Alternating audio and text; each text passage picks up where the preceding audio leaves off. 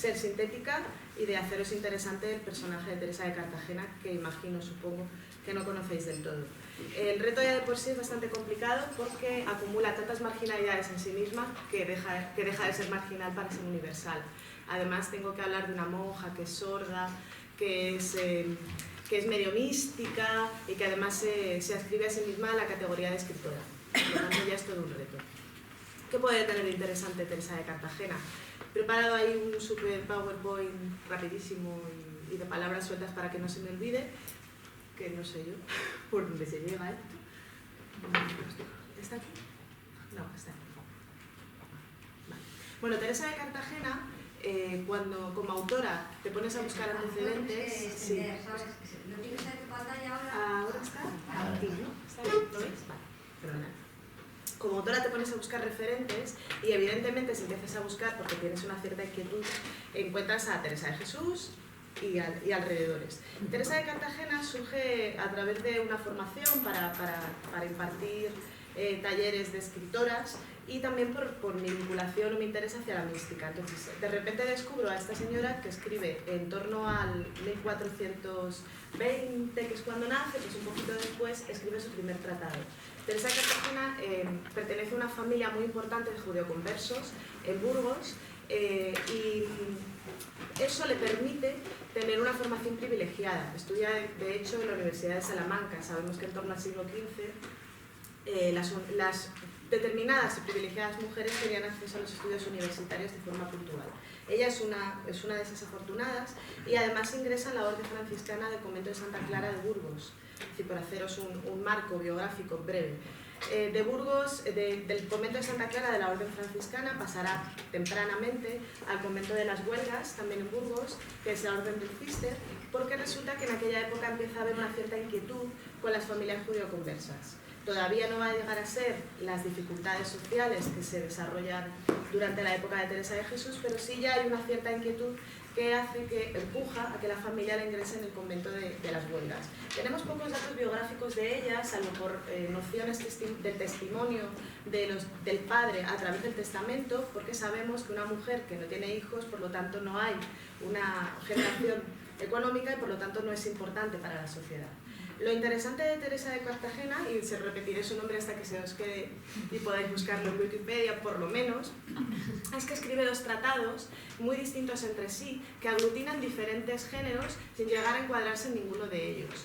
No es novedosa porque no es que genere el único tratado de determinado género, autobiografía o autogeografía incluso, pero sí al aglutinarlos y al nombrarse a sí misma como escritora está generando una diferencia con respecto a las anteriores y con respecto a las que vendrán después, que la utilizarán también como referente.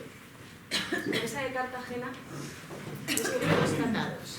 Arboleda de los enfermos, las fechas son bastante poco precisas porque sabemos que nace en torno a 1420, pero no sabemos muy bien en torno a qué época lo escribe. He elegido 1455 como haciendo una media. Arboleda de los enfermos, admiración de las obras de Dios, que no tiene fecha, pero que se supone, claramente está escrita después porque es como respuesta al efecto que genera en la sociedad la propuesta Arboleda de los enfermos, y la fecha que sí que tenemos segura es la de su copista, en 1481, pero López de Trigo. ¿Por qué digo esto? Porque estas obras, estos tratados, están en la biblioteca del monasterio del Escorial. Por lo tanto, si se han conservado es porque tuvieron una cierta relevancia en la época. Si no, no hubieran pasado, no hubieran trascendido.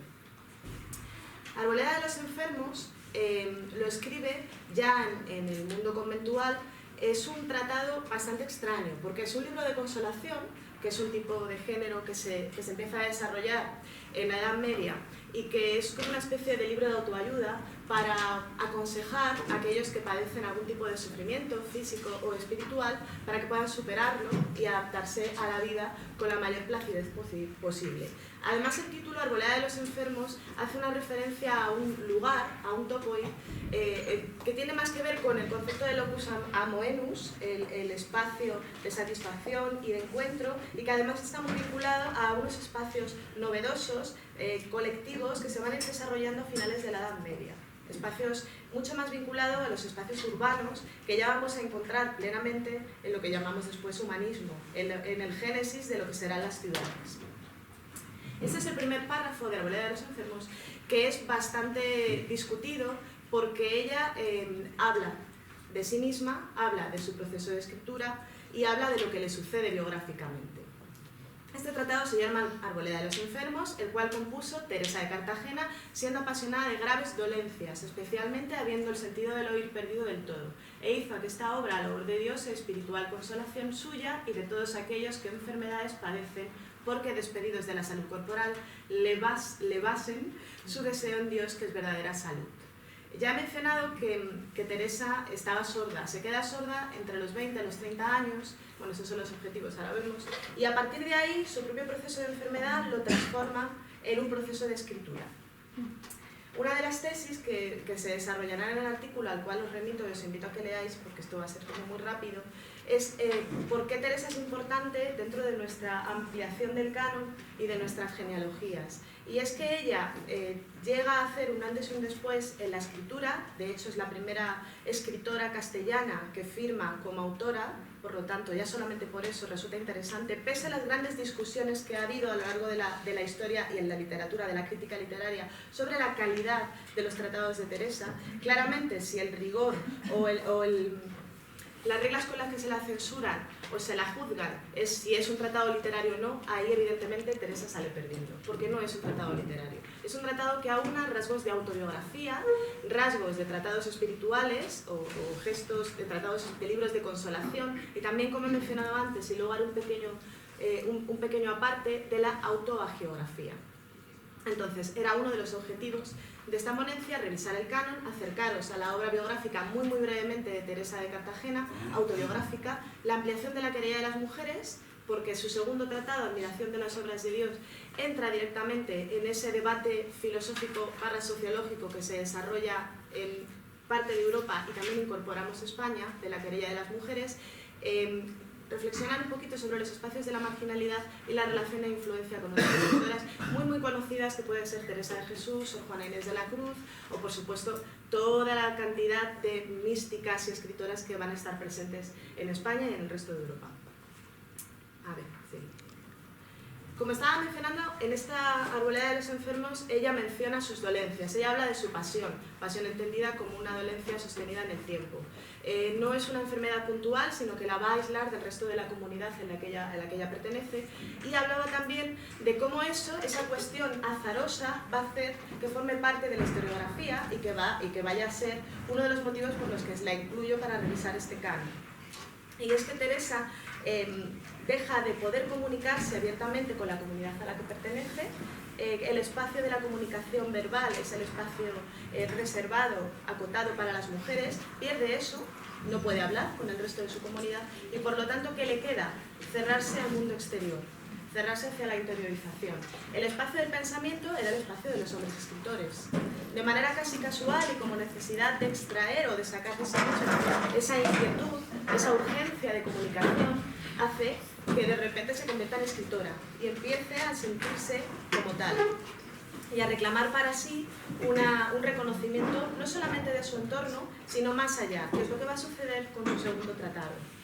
Los ejes sobre los que ella vincula o desarrolla su obra es evidentemente la enfermedad, la sordera, que recordamos que es una enfermedad que en aquel momento no tenía cura, la noción de autoría, yo soy escritora.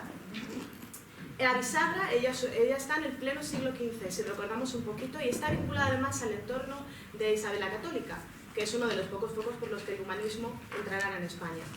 ¿Por qué? Porque ella está amadrinada, o por lo menos eso es lo que se cree, por Isabel de Mendoza, Juana de Mendoza, esposa de Gómez Manrique, que pertenecía a la corte de los reyes católicos, principalmente de Isabel la Católica. Juana de Mendoza era camarera y confidente de Isabel la Católica. Y es a ella a la que le dedica los dos tratados, de manera abierta. Por lo tanto, también estamos recurriendo al típico recurso de yo te lo ofrezco porque eres una persona poderosa, pero curiosamente a una mujer, a Juana de Mendoza.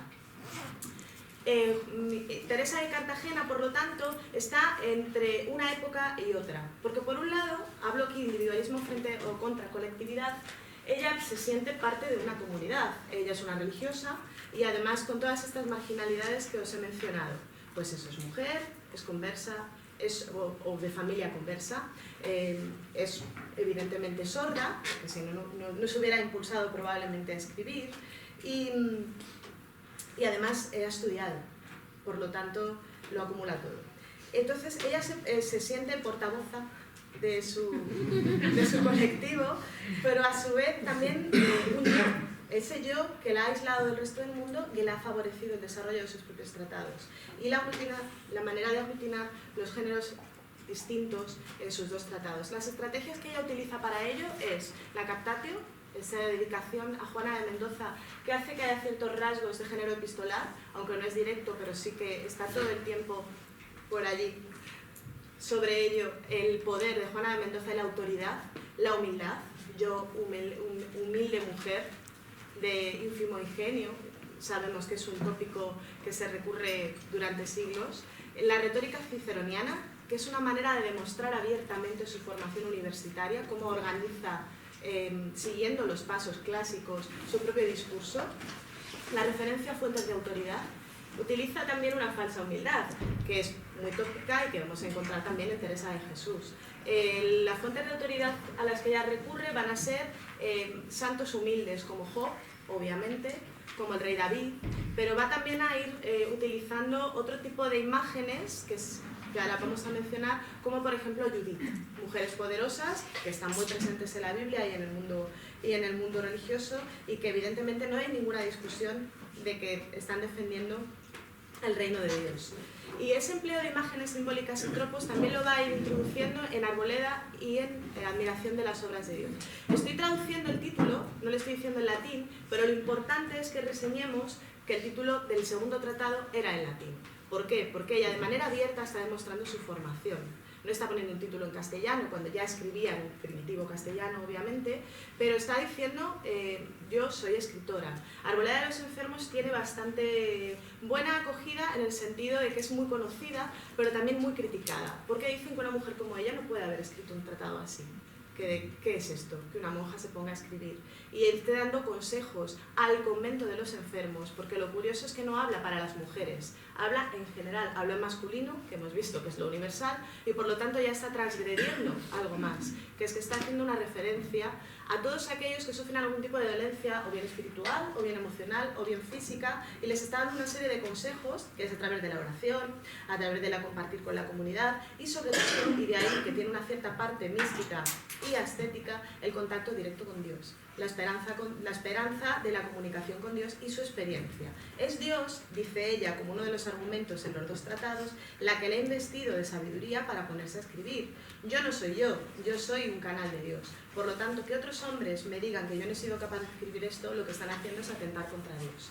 Es un argumento maravilloso, que yo creo que lo voy a comprar ya a partir de ahora, para todo lo que escriba, porque evidentemente en el segundo tratado, cuando ella recibe esas críticas tan abiertas, responde con admiración de las obras de Dios, escribiendo ese mismo otro tratado, también dedicado a Juana de Mendoza, diciendo, soy yo la que escribe. Bueno, mentira, no soy yo, soy Dios a través de mí la que escribe. Y me atrevo a tomar la pénula, que es la pluma, y a esgrimirla como si fuera una espada. Es curioso la utilización de imágenes, y así menciono dos o tres, porque me imagino que ya me quedará un minuto o algo así, el tipo de imágenes que ella utiliza, y os lo así como para insertarlo en vuestra cabeza para empezar a despertar, es el paralelismo que establece entre la pluma y la espada, que son dos imágenes que se utilizan en el medievo, pero evidentemente por los escritores, autores.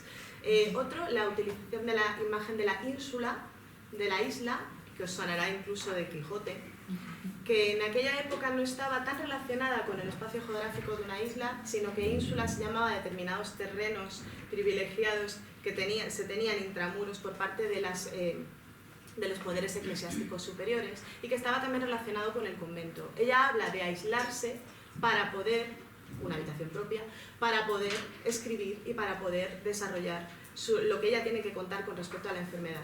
Y en la última imagen, antes de cerrar y hacer como una mini reflexión, la última imagen que utiliza es la del meollo y la corteza. Otra de las imágenes muy recurrentes durante la Edad Media, que es que hay una comparación: la corteza es lo masculino, lo duro, lo que nos defiende ante los riesgos, y el meollo es el corazón de la planta, es lo femenino, es lo íntimo, es incluso lo doméstico. Muy bien, pues ella hace toda una argumentación muy inteligente en ambos tratados, pero principal es en el primero, en el que ella dice que lo de dentro es lo importante, que el corazón, al final, es lo que debe mantenerse, y que la corteza, sí, por supuesto, esos hombres tienen que ir a abrirse al mundo y pelear y conseguir el poder, pero que si no fuera por el meollo de las cosas, no habría un más allá, y que ese Dios le ha dado la posibilidad de ponerlo en palabras. Entonces, ¿sí? ¿Voy? Madre mía. Increíble. Pues fin de la presentación. Muchísimas gracias.